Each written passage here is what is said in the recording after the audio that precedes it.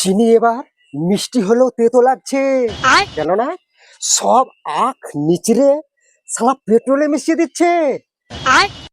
बात तो सही है। এথানল वाला পেট্রোল দিয়ে গাড়ি চালাচ্ছি, গাড়ির এভারেজ হয়ে যাচ্ছে কম, আর डिप्रेशन। চিনির এভারেজ হয়ে যাচ্ছে বেশি। ভাই বোনের পবিত্র একটা উৎসব আসছে, পরব আসছে, রাখি পূর্ণিমা। এবার চিন্তায় পড়ে যাচ্ছে মাসি পিসি। এবার শুনুন, গরমকালে যে রাস্তার ধারে চড়ায় যে আখের রসটা খেতাম 10 টাকা, 15 টাকা বা 20 টাকায়, সেই রসটা খেতে গিয়ে পিছু দিয়ে বেড়ে যাবে রস।